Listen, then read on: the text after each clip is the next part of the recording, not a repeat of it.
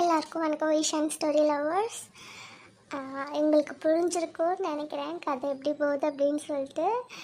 ஆக்சுவலாக யார் யாரை லவ் பண்ணுறாங்க அப்படின்ட்டு அப்படி ஃபர்ஸ்ட் டைம் பார்க்குறீங்க அப்படின்னா ப்ளீஸ் ப்ளீஸ் ப்ளீஸ் சப்ஸ்கிரைப் பண்ணிவிட்டு பாருங்கள். அப்போ தான் நம்ம சேனலுக்கு ஒரு சப்போர்ட்டாக இருக்கும்.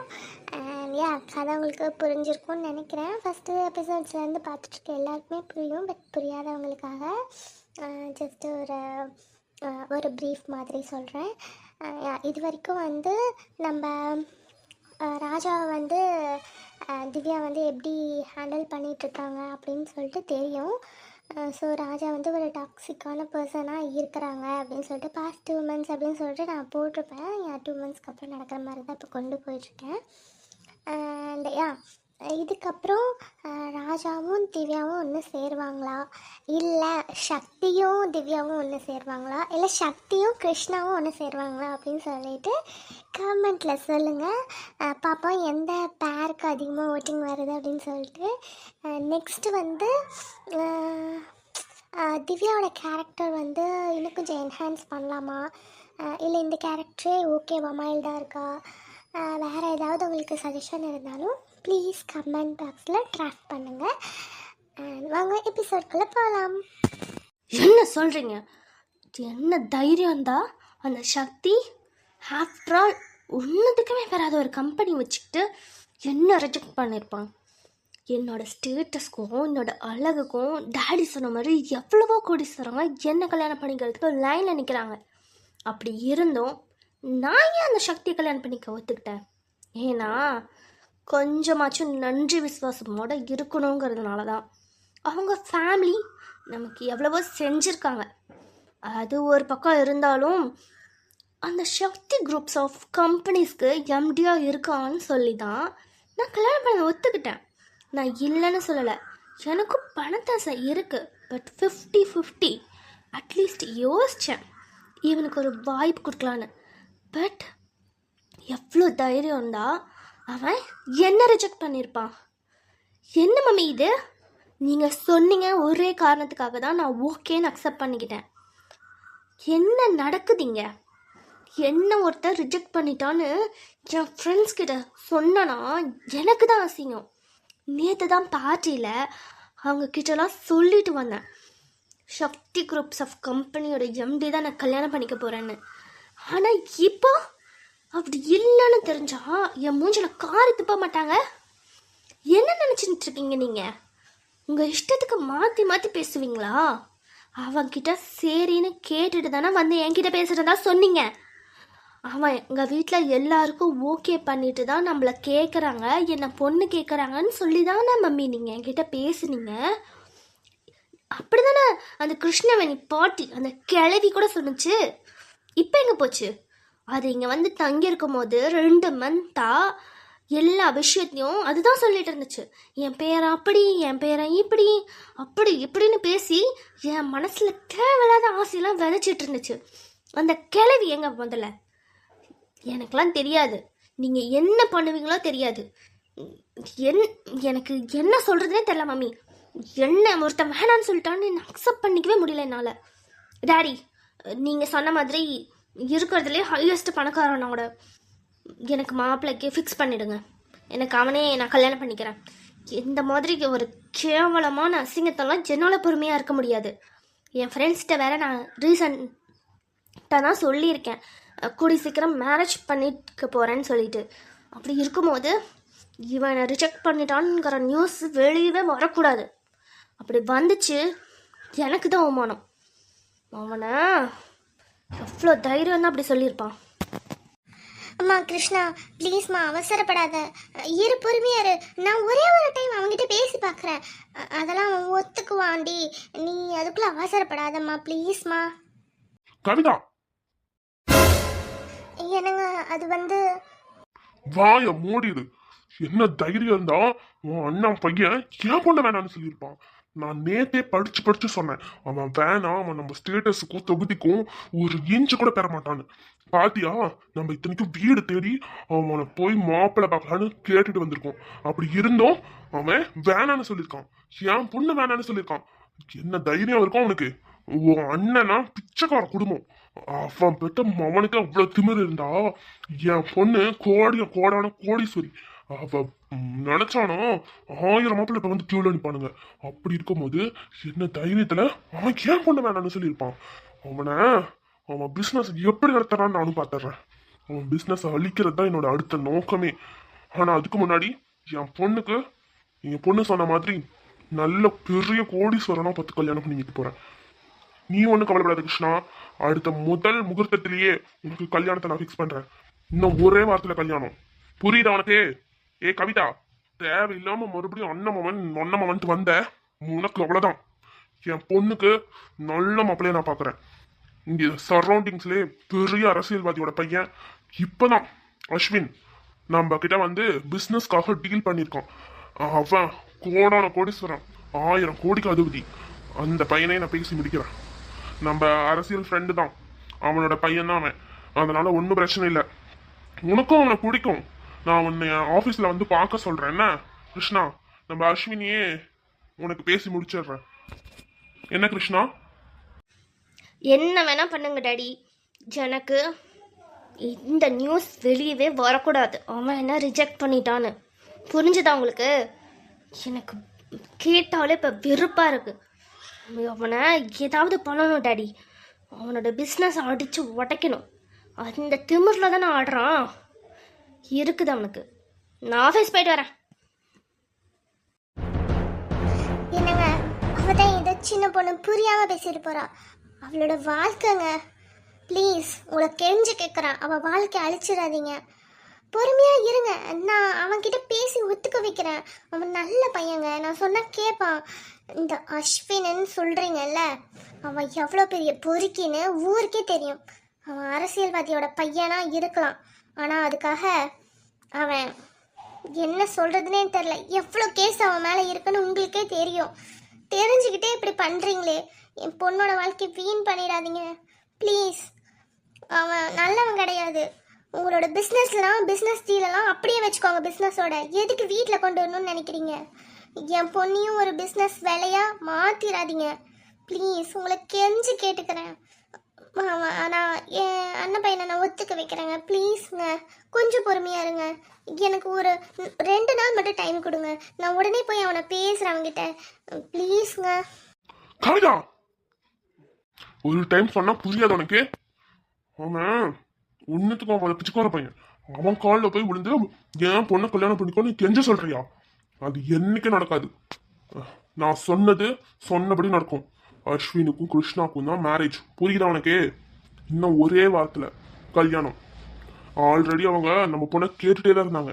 நான் தான் கொஞ்ச நாள் ஆகட்டும்னு தள்ளி போடலான்னு நினைச்சிட்டு இருந்தேன். அவனுக்கு எப்போ என் பொண்ணே ஒருத்தர் இந்த மாதிரி கேவலப்படுத்திட்டானோ, அப்படி இருக்கும்போது அவனுக்கு நாங்கள் யாருன்னு காட்ட வேணாம். இன்னும் ஒரே வாரத்துல கல்யாணம். எவ்வளவு சீக்கிரம் ஏற்பாடு பண்ண முடியுமோ எல்லாத்தையும் ஏற்பாடு பண்றேன். மண்டபத்துல இருந்து எல்லாமே. புரியுதா?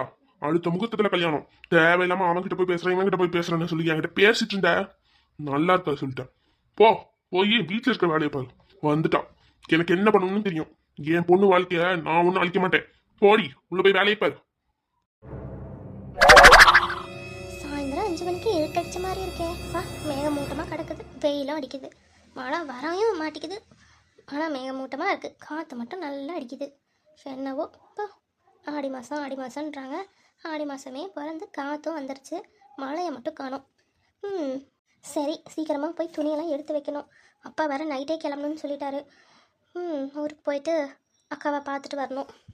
போவோம்.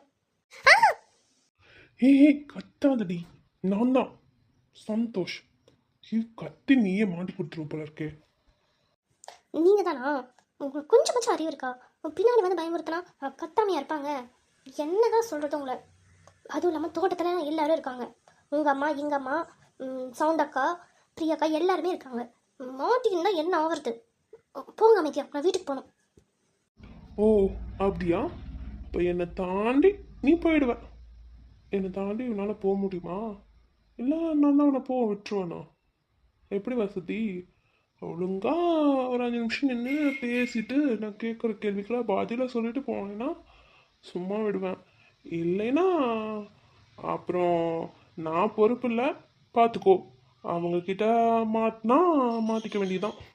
அப்புறம் வீட்டில் எல்லாருக்கும் தெரிஞ்சிடும். எப்படி வசதி? ஷோ, உங்களுக்கு என்னதான் பண்ணுறது? அங்கே தான் எல்லாரும் இருக்காங்க. யாராவது வந்தாங்கன்னா மாட்டிக்குவோம் சந்தோஷ். ப்ளீஸ் புரிஞ்சுக்கோங்க. என்ன கேள்வி கேட்கணும் சீக்கிரமாக சொல்லுங்கள், பதில் சொல்கிறேன். ஊருக்கு போகிறேன்னு சொல்லிட்டு இருந்தா உண்மையா? இன்னைக்கு ஈவினிங் தான் தேங்காய் சுடுறது. அப்போ எல்லார் வீட்லேயும் தேங்காய் சுட்டுட்ருப்பாங்க. நான் கொஞ்ச நேரம் அப்படியே உங்கள் வீட்டுக்கும் வந்த மாதிரி உன்னை சைட் அடிக்கலாம்னு பார்த்தா ஊருக்கு கிளம்புறேன்னு சொல்லிட்டு இருக்கேன். அப்போது இன்னைக்கு நீங்கள் ஊரில் இருக்க மாட்டீங்களா? இவ்வளோ நேரம் ஆயிடுச்சேடி, இதுக்கு மேலே எப்படி கிளம்புவீங்க? யார் யார் போகிறீங்க? எங்கே போகிறீங்க? எதுக்காக போகிறீங்க? அப்பா, ஒரே நேரத்தில் எவ்வளோ கேள்வி. தெளிவாக சொல்கிறேன்னு கேட்டுக்கோங்க. நான், அம்மா, அப்பா 3 பேரும் அக்காவை பார்க்கறதுக்காக ஊருக்கு போகிறோம். ரோஸ்லினும் இருப்பா. ஸோ அப்படியே அவளையும் கூட பார்த்துட்டு இப்போ தான் உங்கள் அம்மா கிட்ட எங்கள் அம்மா சொல்லிட்டு இருந்தாங்க, இந்த மாதிரி ஏதாவது ரோஸ்லினுக்கு பொருள் கொடுக்கணும்னா கொடுங்க, அதையும் கொடுத்துட்டு வரோன்னு சொல்லிட்டு போய் பார்த்துட்டு அவங்கக்கிட்ட பேசிட்டு, எங்கள் அக்கா வேறு யாரோ ஒரு பையனை லவ் பண்ணுறேன்னு எங்கள் வீட்டில் சொல்லி வச்சுருக்கா. மென்டல் அவள். அதனால் அதிலேருந்து எங்கள் அம்மா என்னை கண்காணிச்சிட்டே இருக்காங்க, நானும் எங்கேயாவது லவ் பண்ணிடுவனோ அப்படின்னு சொல்லிட்டு. அவள் சொன்னதுனால இப்போ அவகிட்ட போய் என்னென்னு ஏதுன்னு பேச போகிறாங்க. அப்படி உண்மையாகவே இருந்ததுன்னா அந்த பையனுக்கே அவளை கல்யாணம் பண்ணி வைக்கிறதா பேசிகிட்ருக்காங்க. பட் அது என்னன்னு தெரியல, அங்கே போனால் தான் தெரியும். அந்த பையனுக்கே அவளை கல்யாணம் பண்ணி வைக்கிறாங்களா இல்லை வேணான்னு சொல்கிறாங்களான்னு சொல்லிட்டு. ஏன்னா அப்பாவுக்கு பிரச்சனை இல்லைன்னு சொல்லிட்டாரு. இருந்தாலும் இவங்களெல்லாம் நம்ப முடியாது. திடீர்னு மனசு மாறினாலும் மனசு மாறிடுவாங்க. ஸோ அங்கே போயிட்டு என்ன நடக்குதுன்னு பார்த்துட்டு அதுக்கப்புறமா ஒரு வேளை அவள் லவ் பண்ணுற பையனே வீட்டில் ஒத்துக்கிட்டு கல்யாணம் பண்ணி வைக்கிறாங்கன்னா நம்மளோட லவ்வும் ஈஸியாக வீட்டில் அக்செப்ட் பண்ணிப்பாங்க. அதனால தான் நானும் இப்போ ஆர்வமாக அவங்க கூட கிளம்பி போயிட்டுருக்கேன். ஓகேவா? இப்போ புரிஞ்சதா? இதுக்கப்புறம் வேறு என்ன கேட்கணும் உங்களுக்கு, கேளுங்க. ஓ, ஓகே ஓகே ஓகே, அப்படியா? ரொம்ப நல்ல விஷயந்தான். சீக்கிரமாக போயிட்டு அப்போது என்ன நடக்குதுன்னு தெரிஞ்சுட்டு வா. அப்படியே உங்கள் அக்காவுக்கு மட்டும் கல்யாணம்லாம் ஃபிக்ஸ் பண்ணிட்டாங்கன்னா நெக்ஸ்ட்டு நம்ம மேரேஜ் தான். வீட்டில் ஈஸியாக பேசிடலாம். அக்காக்கே லவ் மேரேஜ் அக்செப்ட் பண்ணிக்கிறாங்கும் போது நம்ம வீட்டில் ஒரு ப்ராப்ளமும் இல்லை. நான் எப்படியாவது எங்கள் வீட்டில் கன்வின்ஸ் பண்ணிடுவேன். அப்புறம் என்ன, உங்கள் வீட்லேயும் ஈஸியாக கன்வின்ஸ் பண்ணிடலாம். ஆல்ரெடி உங்கள் வீட்லேயும் லவ் மேரேஜ் பண்ணியிருக்காங்க, ஏன் 2வது பொண்ணுக்கு மட்டும் பண்ண மாட்டிங்களான்னு சொல்லி அதே பாயிண்ட்டாக வச்சு நம்ம பேசிடலாம். நம்ம லவ்வும் சக்ஸஸ் ஆகிடும். ஓகேடி, அப்போ சரி சரி, நீ பார்த்து பத்திரமா போயிட்டு வா. ரொம்ப நேரம் இங்கே நின்று பேசவும் முடியாது. எங்கள் அம்மா எப்போ வேணால் இந்த சைடு வரலாம். சரி, நான் அங்கே போய் என்ன நடக்குதுன்னு பார்க்குறேன். நீ போயிட்டு எனக்கு கால் பண்ணேன்னா மெசேஜ் பண்ண. நான் ஃபோன் பண்ணால் அட்லீஸ்ட்டு கட் பண்ணாமல் அட்டன் பண்ணி நார்மலாக ஃப்ரெண்டுக்கிட்ட பேசுகிறமாச்சும் பேசு. கூட அம்மா அப்பா இருந்தால் என் கூட பேசுகிறதே கிடையாது நீ. அப்புறம் எப்படி என்ன நடக்குதுன்னு தெரியும். அதனால தான் இந்த மாதிரி வழி மறைச்சு நான் கேட்டேன்.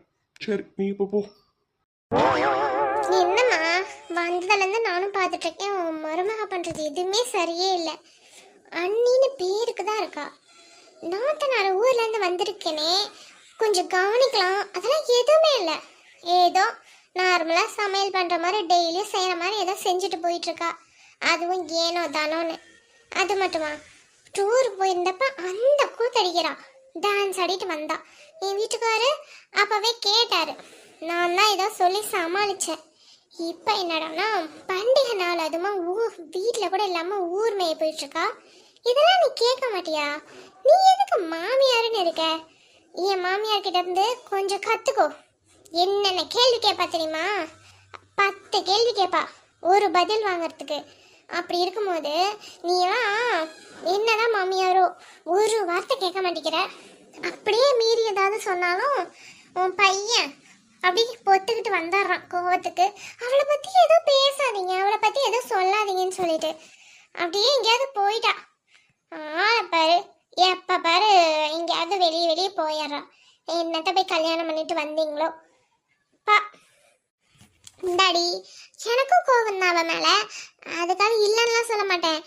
அவள் ஊர் மேய போயிட்டா, அந்த மாதிரி இந்த மாதிரிலாம் பேசுகிறவளை வச்சுக்க கூடாது. என்னதான் இருந்தாலும் அவள் உன் அண்ணி, ஞாபகத்தில் இருக்கட்டும்.